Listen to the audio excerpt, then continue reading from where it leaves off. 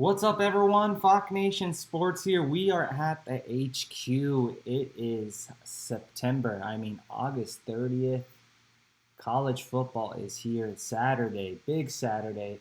Texas and Ohio State, 1 versus 3. Massive opener. Currently, Ohio State leading 7-0. But welcome back to the podcast. It's been quite a bit since the end of last NFL season. If you were following us or following us on Instagram, we're bringing back the podcast and the episode, so thank you for tuning back in. We do appreciate it. Please leave 5-star reviews if you are enjoying us. You can find us on Spotify and Apple podcast platforms. But today we're going to talk the AFC, the whole AFC Conference, break down each division, and give a free play at the end of the episode. So stay with us. But we are going to talk about the AFC East to begin with, and the Buffalo Bills, the Miami Dolphins, the New England Patriots, and the New York Jets. Buffalo Bills, obviously, the leaders to win this division once again. They are minus 300 to win this division. For those of you at home who are novice bettors, what does that mean? Minus 300 means you're a big favorite whenever time you have the minus sign before the number. So you would have to lay $300 just to get $100 back. So you have to lay $300 just to win 100. Patriots are at plus 550, Miami Dolphins plus 650, and the New York Football Jets at plus 1400. Amazing. I think that number is pretty realistic. I'm sure you can shop it around. I remember when they first came out with the odds, Buffalo Bills were probably minus 235, minus 250. But a lot of people have been pounding the Buffalo Bills, as they should. I think there's really only one team that can be possibly a threat, and that's kind of this wild card team in the New England Patriots. They got Mike Vrabel and a couple others, but we'll get to them in a second. But Buffalo Bills, Super Bowl winning MVP Josh Allen is back. James Cook is back. Little options at receiver are back, same one, Shakir. We have the tight ends. They did lose, what's his name? What is his name? Von Miller. But they did replace him with Joey Bosa. That's kind of a lateral move to me. Joey Bosa is not the same player he once was with the Chargers. So they did get him in the offseason, which is okay for them, but I don't think it's a massive threat. The Buffalo Bills defense is definitely going to be one area of concern, or work in progress rather, throughout the season. They're going to be young. In the draft, they did target defensive players. Pretty much, I think 6 or 7 of their picks were on the defensive side. So that's going to be the test for this team, is defensively. How will the young core mesh together as the season goes along? But you know what you're going to get with this team offensively. Josh Allen, he is the Mr. Everything, passing and running, of course. So as long as he is behind the wheel, they are in good shape. If you look at their season win total, they are set this year at 11.5 wins. Last year they went over this number. And metrics is the NFL turnover differential. They were the best in the league. They were plus 24 differential. So NFL turnover differential, what does that mean? It's calculated by subtracting the total number of giveaways, interceptions, or fumbles lost from the total number of takeaways, interceptions, or opponents' fumble recoveries. They were plus 24, which was outstanding, and the reason why they had a lot of success last year in games. You're going to have to think and wonder, as in any sport, there's going to be some regression. How much, that remains to be seen. This team is going to have a chance to go win it all, of course. That's not no secret. But do look at that plus 24 differential during the season. They were the best. To put it into perspective, who was the second best team? The Pittsburgh Steelers at plus 16. So they crushed it. And the lowest team in NFL, minus 22. That's the Cleveland Falcon Browns. So will the Bills stay around that number or regress? I side with regression. The Bills have, let me look at this, because I've been a part of their futures and season win totals. The Buffalo Bills have smashed their season win totals, I think 6 straight season, especially since Sean McDermott has been at the helm coaching this team. The Bills have won 11 plus games in 5 straight seasons. Since Sean McDermott became the Bills head coach in 2017, Buffalo has gone over its win total in all 8 seasons, longest active streak of any team. Josh Allen itself has won 10 plus games in every season as a full-time starter as well. So when you look at this 11.5 season win total, I just told you the stats. They have the fifth easiest schedule. Plus, as I mentioned, that seems like, wow, smash the over. And I'm not saying we're going to smash the over or go under here. It's screaming over for sure. But I am worried about that turnover differential. I expect some regression there, which could turn some games not in their favor and flip some of those wins into losses. Right now it's at 11.5. I've heard some people get it at 12.5, but I think that ship has sailed. The juice is minus 145 on the 11.5 wins towards the over. So that just shows you the public has been smashing this. On some sites I've seen minus 165. So that's a little scary to me to lay that juice. I like that number if it's at 11.5 to play the over. But if you can get it at 12 or 12.5, if you can shop that, take into consideration what I did mention about the Buffalo Bills. They do have fifth easiest schedule, but the turnover differential could maybe shift in the other direction for them, which would sway some games and some results potentially. But this team has the makings to make a deep run. Can they get through the Patrick Mahomes of the world in the AFC? The road to the AFC, that's been their Achilles heel. Next team, Miami Dolphins. Their win total is set at 8.5 wins. This team is trending down.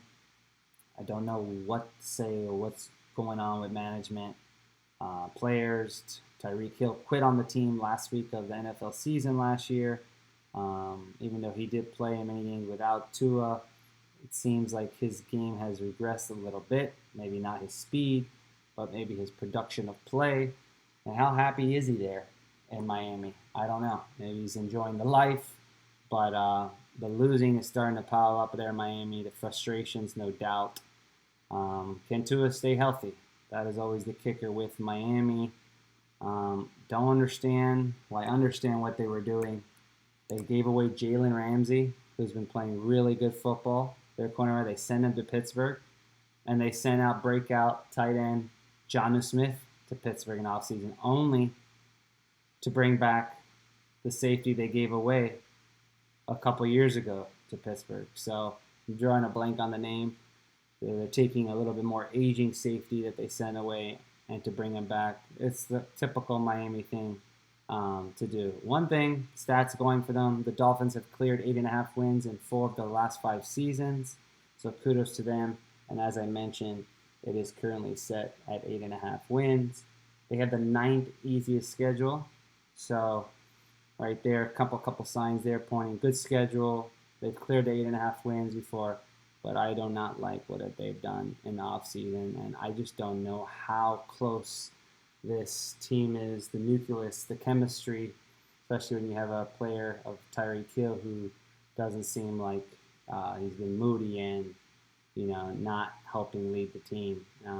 We'll see though, but that's a total that I am not probably going to mess around with. If anything, maybe a lean to the under, but Miami's a wacky team, wacky management, and the fire on them to take it over has been gone, in my opinion, with all the things I just mentioned.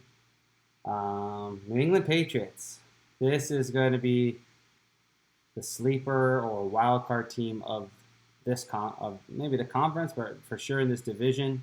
It's a team that's predicted to win over 7.5, not over, but projected at 7.5 wins on the season. Projected last year, for what it's worth, they were projected by Vegas 4.5 wins. So they're thinking a 3-win increase this year. When I look at totals, I definitely like to look at that. I compare the year before and see what the new number is in the following year. So when I see a 3-game increase like that, it has my attention. Even if it's a team like the Patriots who've failed to go over their win totals over the last 3-4 years, or 3 years or 4 years since Tom Brady has left. They're coming off back-to-back 4-win seasons, going under the projection both time. But the fact that the number's 3 wins more than last year has my attention. I think Vegas knows something. And what do they know? They're definitely putting a lot of respect an emphasis on Mike Vrabel being the new head coach. He's going to demand discipline. He's going to improve this team, just like he got respect and discipline out of the Tennessee Titans. And he's built this defense to the draft, and that's going to be one of their strong points, no doubt. Defensive, the Patriots are they're gonna win games or hanging games. It's going to be through their defense. I think that's a plus. Mike Vrabel is a defensive mind, obviously, being a linebacker for the Patriots back in his heyday. And then here's the wild card: how will Drake May play in more volume-based games this season? He played in, I think, 9 to 10 games last year and was really respectable. I think his quarterback rating stayed in the 90s, which was very good. And he's a dual threat. He runs the ball as he did in North Carolina, and they brought in Stephon Diggs. They brought in Trevion Henderson from Ohio State, the rookie running back. They still have Ramondre Stevenson. So, if this offense can stay afloat and move the chains as people think they may with Drake May, no pun intended, I think this is a sneaky team. I'm not going to say they're going to dethrone the Bills in the AFC East, but possibly make some noise, maybe sneak in an AFC wildcard spot, especially built with this coach, Mike Vrabel, and the defensive-minded. But that is the kicker here on this page. It's definitely an interesting note watch. And let's not forget this part. Second easiest schedule in the NFL. Second easiest schedule in the NFL. That also plays into this 7.5 win total. Last team in the division, New York Football Jets, projected at 5.5 wins on the season. I mean, maybe the only positive here is that Aaron Rodgers is not at the helm anymore with his lack of leadership. He has been shipped to Pittsburgh. But they got Justin Fields now leading the troops. We know he can be a dual threat with his legs. Passing, not so great. Defense is their strength, and offensive line, which is not a bad thing to have in the NFL. But they're just a mess, I think. They're offensively, they're not going to be doing great things. They still have their playmaker receiver. Good offensive line. 16th easiest schedule. Funny enough, of all the teams in the AFC, they got the 16th easiest, basically middle of the pack. Somehow they got the shit end of the stick there. But yeah, I'm not high on the New York Jets. Usually I've been pounding or taking the under every time on season win totals. Not saying I'm going to do that for this one, but under 5.5 wins on the season. That number went under last year. So the only team that went over their win total last year was the Buffalo Bills. They went over their 11.5 wins. Let's go to the next division, the AFC North. Of course, you got a Super Bowl hopeful as well team in the Baltimore Ravens. Lamar Jackson, former MVP winner. They got the 12th hardest schedule. They are set at 11.5 wins on the season. That is the mark that Vegas has gave. They went over that win total last year. I'm going to see right here. Give me 1 second. Baltimore Ravens. Outside of offseason news, they did sign Ronnie Stanley to stay up there on the offensive line. They did lose a guard or a tackle, I forget. So keeping Ronnie Stanley was important. They are trying to go for their 6th straight season win total in double digits, which is very impressive, just as like the Buffalo Bills. They have gone over their win total in back-to-back seasons after going under in the previous 3. The Ravens have the 3rd best odds to win the Super Bowl at plus 650. If we go to the division, let us take a look at this division odds here. I'm going to go to NFL futures, and let's go to divisions as my computer is lagging a touch. So let's go here. Let's go Baltimore Ravens. They did sign DeAndre Hopkins, by the way. Not that he's any good, but maybe a good veteran leader in the locker room, which will be nice. And Derrick Henry, of course, is there. So things are looking up for this offense. They are set at minus 160 to win this division. Second there is Cincinnati Bengals at plus 265, Pittsburgh Steelers at plus 425, and Cleveland Browns at 30 plus 3,300. Craziness. The number -160, it seems dangerous. Usually, since the AFC North is one of the strongest divisions historically over the last decade, at least since I've been following football. Um, I think the only team maybe you want to take a flyer is the Cincinnati Bengals to dethrone the Ravens in this division. I mean, because they're going to have a spectacular offense, which we'll get to in a second. Pittsburgh Steelers, Mike Tomlin, winner. That's always a threat. Browns, they're not a threat whatsoever. So, Baltimore Ravens, like the Buffalo Bills, going to be one of the teams to look out for in the AFC and potentially win the Super Bowl, with both quarterbacks being Super Bowl MVPs along with Mahomes. But yeah, -160. I wouldn't be I wouldn't be shocked if I were to lay, or if someone were to tell me they're taking the Ravens to win the division at -160. But do shop it. Sometimes you can get better odds. Let's move to the second team in this division, Cincinnati Bengals. Vegas has set them at 9.5 wins. Look, this team is hyped up every year, and rightfully so offensively. Joe Burrow, T. Higgins, Jamar Chase. They got to the Super Bowl only a few years ago when they lost to the Rams, I believe. The caveat or the Achilles heel of this team, though, is defense. They are not going to be good. If they're going to win games, they are going to have to go punch for punch, blow for blow offensively, and this offense can do that.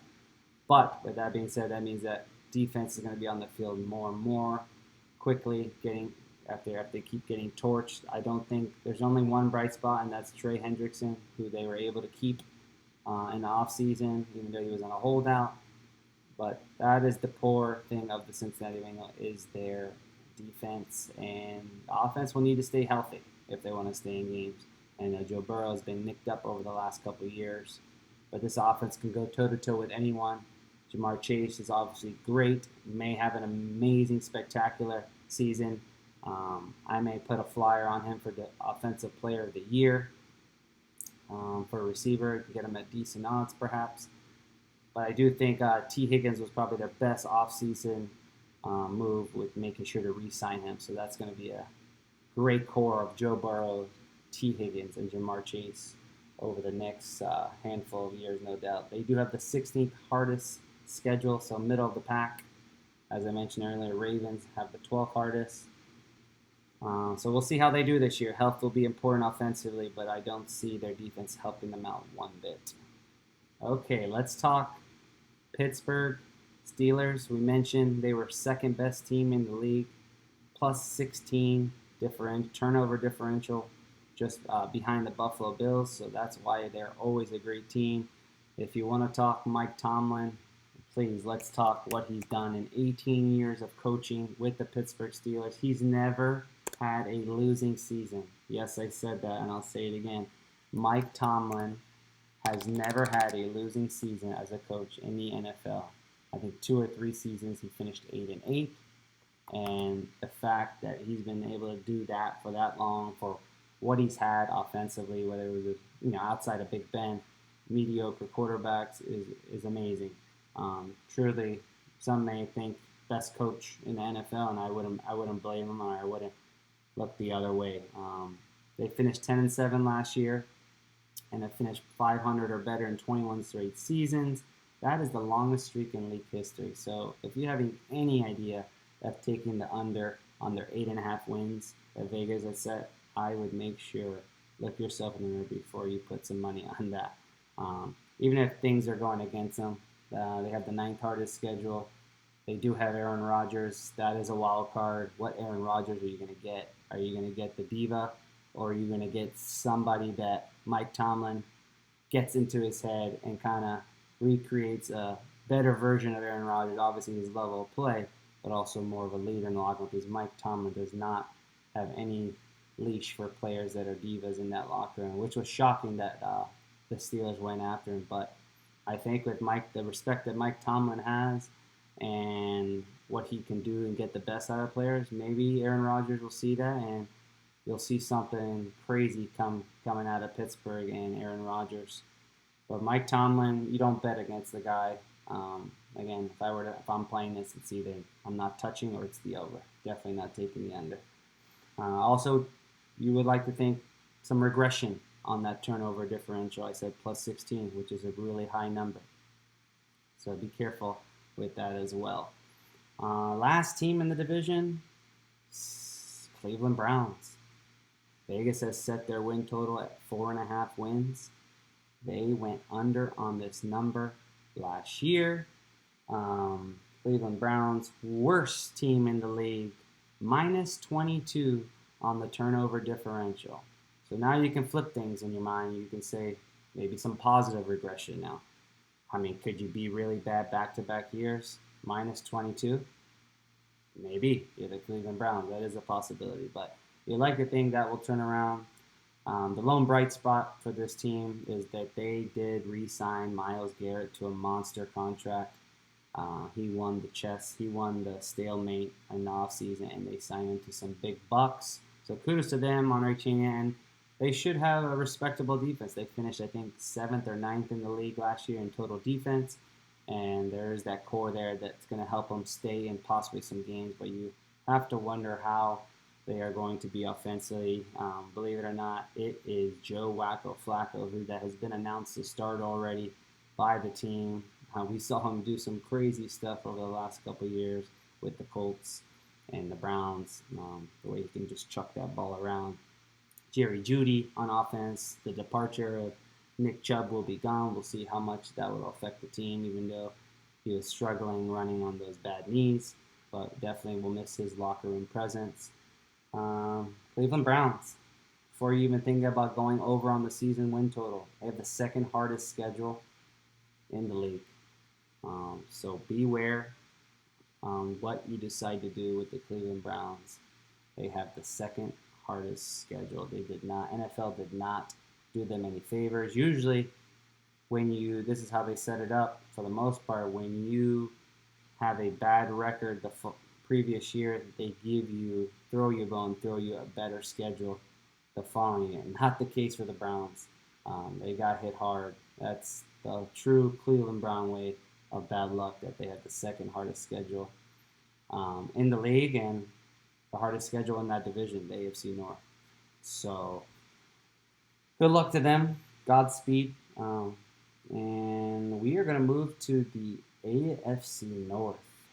AFC South, sorry.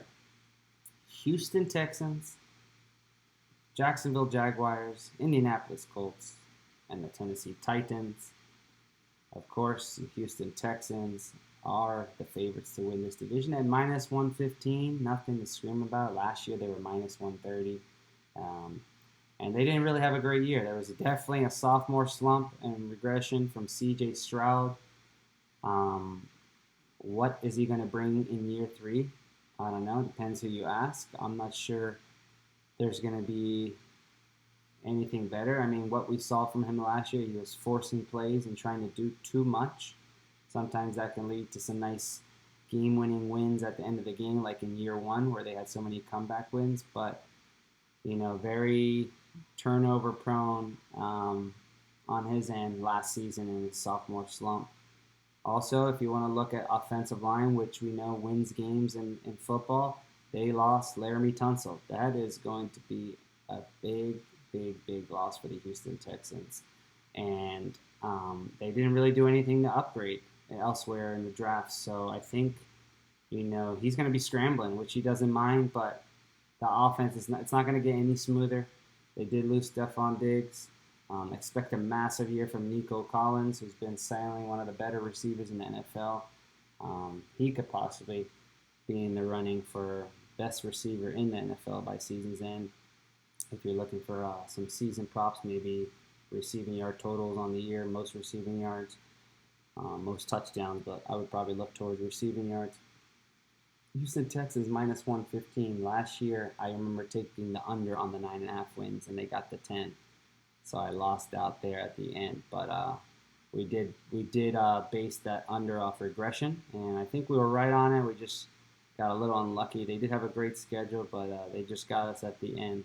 9.5 this year. They had a plus 10 turnover differential, so that's great on their side. Maybe some possible minor regression there.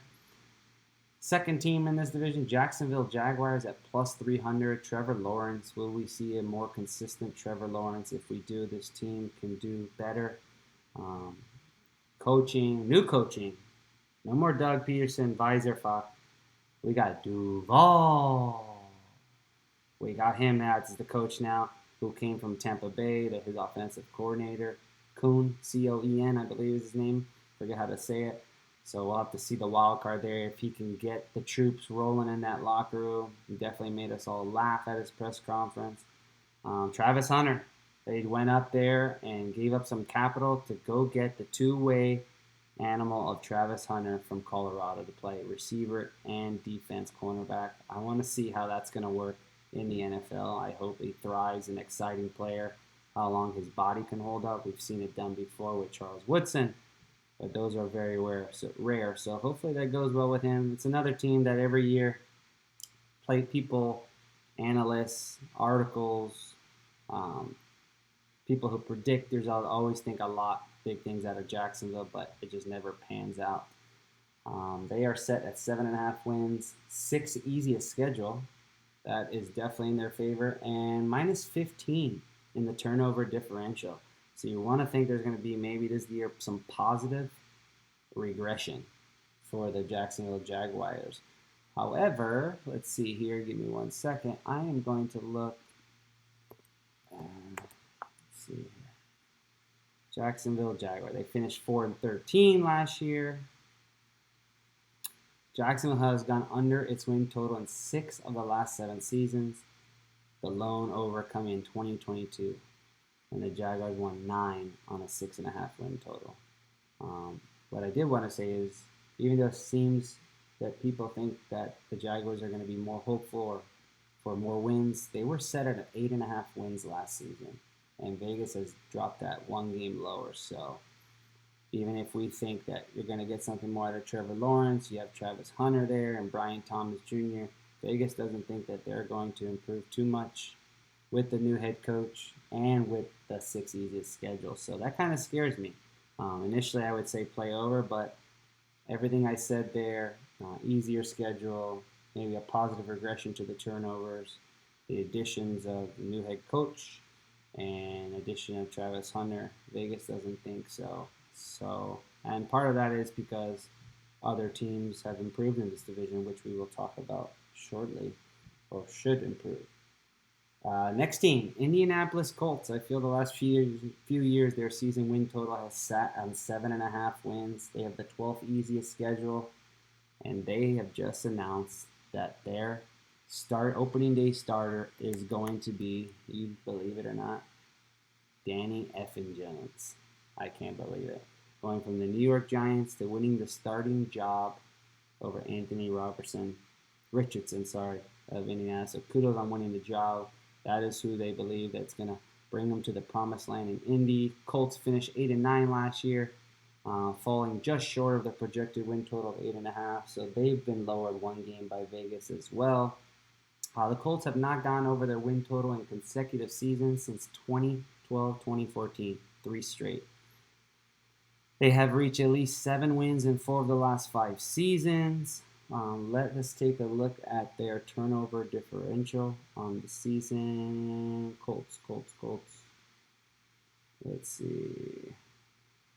I cannot find it. They were at -4, which is right in the middle, nothing to scream about. So we're just going to have to see how this quarterback situation goes. Jonathan Taylor's there. That's a bright spot. Receivers, no one really stands up, but they did go and grab the Penn State tight end, which should be a big addition to that team. Upgrade. They've never had a really good tight end in Indianapolis, and now they have the services. I'm drawing a blank on the name. And Tyler Warren of Penn State. So he was a monster over there in the led all Power 4 tight ends in receiving categories, and you're going to expect to see that he is going to be fed and used a lot in that offense with Danny Dimes, and making sure Danny Dimes not trying to throw the ball deep and try to have more methodical offense. How good Danny Jones can lead stability with this offense remains to be seen. I don't like either way over under on this total, so I'm staying away. Last team in this division, I think this is the team that's supposed to be improved. And of course, how can you not say you're not going to be improved when you go grab a guy like Cam Ward from the University of Miami Hurricanes with the #1 overall pick? They had to take him. No choice in that. Offensively, they just haven't been there. But they finally got possibly their quarterback of the future. Obviously, we know what he did with Miami out of nowhere. And he was the highest graded quarterback last season in college. He threw 39 touchdown passes and 7 interceptions. He's a leader. He's humble. I mean, I don't think you want a better guy, a young guy coming into the locker room to lead your team in the huddle than Cam Ward. So if they're going to climb out of the NFL's basement, it's going to be because of Cam. They do have Calvin Ridley. It looks like Tyjair Spears is going to be out for 4 games, so that means Tony Pollard's going to be there, who's going to definitely be the serviceable starting running back for the future, for the near future for Tennessee. And defensively, they got to be better. Look, Vegas put them at 5.5 wins for a reason, but they're going to compete a little bit more, I think, in general compared to last year. And I think that's why the total for the Jags and Colts both went down a game, because Tennessee is not going to be such a slouch like they have been over the last year or so. So they think the Titans are going to play tougher, so that can take away some wins from the Jags and the Colts. So I think that's why those totals went down. I do want to look the Titans. Let's see the Titans. Let's see if I can find the Titans. -16 turnover differential. Almost dead last. Cleveland Browns, as we mentioned, was the worst, but they are right there. The Titans with -9. So even though the upgrade and the trust in Cam Ward, Vegas has not put belief in that and putting more wins on their table. The Titans have finished under 500 for 3 straight seasons.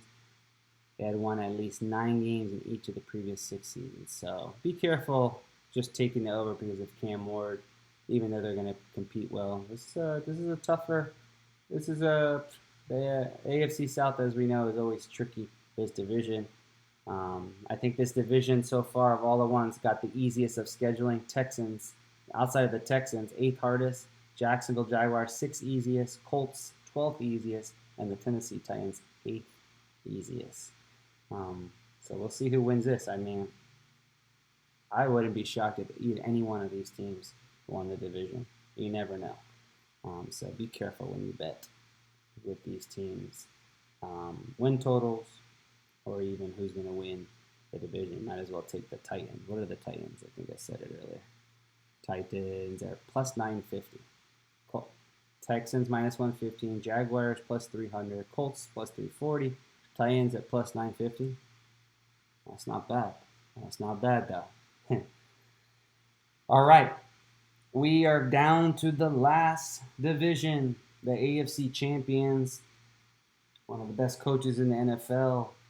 One of the best quarterbacks in the NFL. Kansas City Chiefs. Projected to finish #1 in this division. Vegas has set their win total at 11.5 wins last year. I'm going to pat myself on the back. We hit the Kansas City Chiefs on a max play for their future win total. Over 11.5 wins, I believe it was. Could have been 12.5, I forget. But we have hit a max play on them. They are set at 11.5 wins. They have the 6th hardest schedule this year, so be careful thinking that they are going to go over again. That is something to think about. And what are we going to see from Mahomes and the offense? They got the 15 wins last year. That's right, 15 wins. I don't know if they're going to be getting 15 wins again, especially after what they did in the Super Bowl. But you know Kansas City is going to try to get that offense going once again more effortlessly. They need the health of Isaiah Pacheco. Rashee Rice was just suspended for 6 games, the first 6 games in the NFL. So that's going to hurt them. Turnover differential, where did they sit on the year? +6, pretty good. Definitely not in the negatives. I bet you they could even improve on that. Defense will be intact. That is their strength. as we saw for the first time in a while, the defense is the strong point of that team and not the offense. So we'll have to see if Mahomes and crew, they did lose one of their best offensive linemen in Joe Tony, I forget his name. So that will hurt them a bit. But when you got Andy Reid, Patrick Mahomes, and even Travis Kelce, don't forget about him, even though his game has regressed mightily. He just got engaged, so maybe that lights a spark up his butt. But to Taylor Swift, Chiefs 11.5 wins. Definitely look at the schedule, 6 hardest. Go game by game to see if you think they can hit the over. I do want to look at this while we're at it. I want to see how many times they have surpassed their win total. I feel like every year we are on the win total with them. This is the 7th consecutive season the Chiefs had a win total of at least 10, most of any team over that span. In 12 seasons under Andy Reid, Kansas City has won 10-plus games 11 times. 11 for 12. Amazing. So that's Buffalo Bills-esque like we were talking earlier. The Chiefs have won at least 12 games in 6 of the last 7 seasons with Mahomes starting as the starting quarterback. So if you can't read between the lines, you don't take the under against this team. Okay, you do not take the under. If anything, you would stay away, or you take the over. I don't care if they have the 6 hardest schedule. I don't care if you think Mahomes and crew have regressing offensively. You do not go against Andy Reid and Patrick Mahomes. They are to win the division. Let's check them out. Minus 130. Seems very juicy. But the public bettor would probably say pound the over, and I wouldn't blame him, but be careful.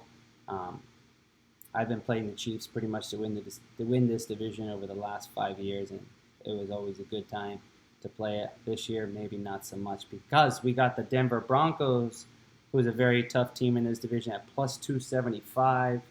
They are set at 9. Massive year from rookie Bo Nix.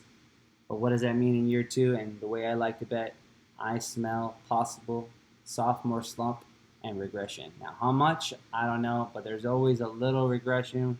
We predicted it with CJ Stroud.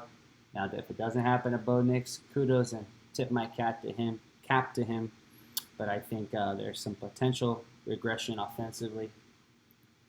They had a great offseason. I mean, they're going to be one of the top defensive units in the NFL.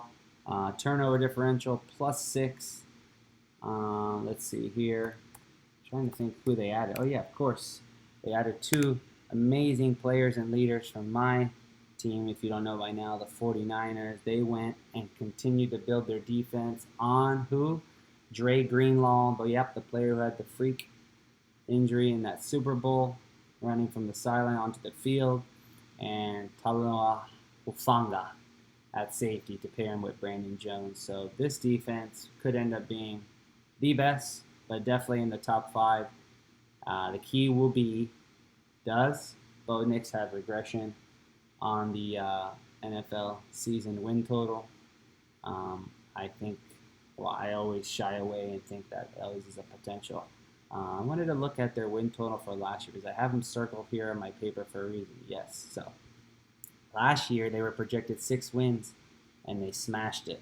They hit over. I think they won 10 games, and now Vegas has set them at 9.5. So I think they got the number right. They have the 14th easiest schedule. This team will be good, but I just think there's going to be some regression from Bo Nix and crew on the offense. And time will tell, but Sean Payton there doing great things in Denver, which is good. The best thing they did was get rid of Russell Wilson and try to build the future with a guy like Bo Nix. But I'm smelling some regression with Bo Nix, so beware. May not see all that glory and magic from Bo Nix this season. And we got Los Angeles Chargers, Jim Harbaugh, Jimmy boy. We got them to win the division. Or we don't got them. Vegas has them at plus 325, the Chargers. I would have thought that number would have been a little bit shorter, but they really didn't do anything in the offseason to improve. In fact, you know what Harbaugh loves to do? He's going to want to run the ball. They did an amazing year, especially with keeping the ball and running. and creating turnovers. They went plus 12 differential in turnovers, which was awesome. They really didn't get better though. Offensively, I'm gonna go here. I think they just stayed patient. I think the biggest, I don't want to say upgrade, but spark was in the draft. Harbaugh loves to run, and they used one of their early picks on first rounder Amarian Hampton, who's going to be looking to contribute immediately. How he does, we'll find out. Harbaugh brought in Najee Harris from Pittsburgh. He's going to utilize his running backs. He did it in San Francisco. He did it in Michigan, and he's been doing that already in Los Angeles Chargers land. He's going to continue to do that. We're still waiting for Herbert. Everyone seems to love Herbert, think he's the next greatest thing, but he still does not deliver always in the big games or the big spotlights. So I think finally people are starting to realize that he is not all that and more. But he's got a chance another year to silence or come alive to silence those doubters. But Chargers defensively, I think they'll have a very good secondary. I don't think they're going to be very good on the defensive line. I think, let me see here. I mentioned they lost Bosa, but I don't think that's a huge loss at all, to be fair, as I mentioned earlier, because he's going to Buffalo. Let's go look. After going 5-12 in 2023, the Chargers went 11-6 last season with Harbaugh at the helm, beating their win total projection of 9.5. This year, I said it is 9.5. So the Chargers won their final 3 games to earn a postseason berth, and the Chargers have won 10 or more games in 2 of their last 3 seasons, but only 3 times over the last 15 years. So can Harbaugh do it again with the Chargers? 15th easiest schedule, plus 12 on the turnover differential, which is great. Maybe some slight regression there. It's going to be a team that's going to run the ball, run it, and do some play actions and selective passing for Herbert. Did no massive upgrades. We'll see. Let's see how we take a look at the schedule game by game to see if it's worth the over. But I think the number is right on the number. And then the last team in this division, a very interesting team, usually a laughingstock team, but it's the Los Angeles Raiders at plus 1,600 to win this division. New additions: Geno Smith from Seattle, Pete Carroll. Where did he coach? Seattle. We remember this tandem. I mean, I think of all the teams in NFL, whether they pan out in year one, just in general off paper, biggest additions: Pete Carroll, Geno Smith. Geno Smith can play. He resurrected his career in Seattle. Pete Carroll, he gets the most out of his players. I expect he's going to get the most out of his players in Raiders in year one, even though usually it takes time. They got Boise State's running back, Gianti. Pete Carroll's going to want to run the ball, plain and simple. He did it in Seattle for as many years as he could. He did it with Lynch. He did it with the guys after. He's going to do that in Las Vegas, and they're definitely going to improve. NFL did not do them any favors on the schedule, even though they were one of the worst in the division in the AFC. But upgrade with Geno Smith, upgrade with Pete Carroll, upgrade with the new running back, Boise State product, Gianti. I hope I'm saying that name right, because I'm probably not. Probably butchering the heck out of it. But let's check Raiders here for a minute. Raiders. The Raiders' 5.5 win projection is their lowest since 2019. Well, that's what they put it at, but people have already been playing the over, so that number has went up, as you can see, which I don't blame them. They've only had 2 winning seasons since 2002. The Raiders went 4-13 last season, but finished 8-9 against the spread. That's another story. So they went 4-13 last year. Depends what number you get. I see 6.5 wins right now. It opened 5.5. I do think the Raiders are going to compete harder. I think that's also why some of these lines in this division seem shorter, especially like the Chiefs at -130. I don't think the Raiders can win this division by any means, but they're definitely going to compete with the likes of the Broncos, the Chargers, and the Chiefs. Interesting division, how you attack it. But yeah, Chiefs with the sixth hardest, Chargers 15th easiest, Broncos 14th easiest, and Raiders 18th easiest out of 32 teams, middle of the pack. Minus 16 turnover differential for the Raiders. Hope maybe some positive regression there. And that's it. Hopefully you enjoyed the insight with the whole AFC. We're going to break down the NFC just like we did today across all four divisions. But we're going to give you a AFC free play, futures free play in this conference. And we're going to go all the way back to that first division. You probably know what's coming here. I kind of hinted at it. It was a definitely interesting, unique wildcard team. And we're going to go New England Patriots over 7.5 wins. You can find them minus 130 on sites. Hopefully you can find that. I like the number over 7.5 wins. Second easiest schedule is in their favor. Remember, Vegas has increased their win total. 3 extra wins this year compared to last year. They were 4.5 wins on the season. Mike Vrabel, Drake May, Javon Henderson, Stephon Diggs, possibly an elite defense as the season goes along. I like this play. Patriots over 7.5 wins on the season. NFL futures free play. Just so you know, we will have our NFL futures package on site separately. You can obviously buy our year-long plays or buy weekly packages, but we are going to sell our NFL packages separately on its own, and we'll give you every play that we're giving out before the season starts, or even any live ads throughout the year. Put it in perspective, we have hit 4 straight NFL max future plays. Last year we hit the Chiefs over the season win total. The year before we hit the 49ers. In 2022 we hit the Bills on a max play, and then we hit the Tom Brady Tampa Bay Bucks on the over season win total. So we are going to have a max play on this futures. We always have at least one. We're 4-0 over the last 4 years since we've been giving it out. Last year was our lowest produced winning year overall with all of our player futures. We won over 7 units on the season. Hey, we're happy we won, but nothing to scream about. In 2023, we won over 36 units. In 2022, we won over 76 units. And in 2021, we won over 63 units. So we're pumped for this season. Appreciate you listeners. Drop us a DM. Let us know if you have any questions. But the free play for the AFC podcast, you heard it there, was the Mike Vrabel-led New England Patriots over 7.5 wins, minus 130. And it's just a 1-unit play, so at least as of now. But we like this play. We've looked over the schedule. We think they can get to 9-8 or 8-9 as a floor. So good luck to us. Good luck to you. Thanks for tuning in. Enjoy the college football. You see I got my Florida State Seminoles shirt on.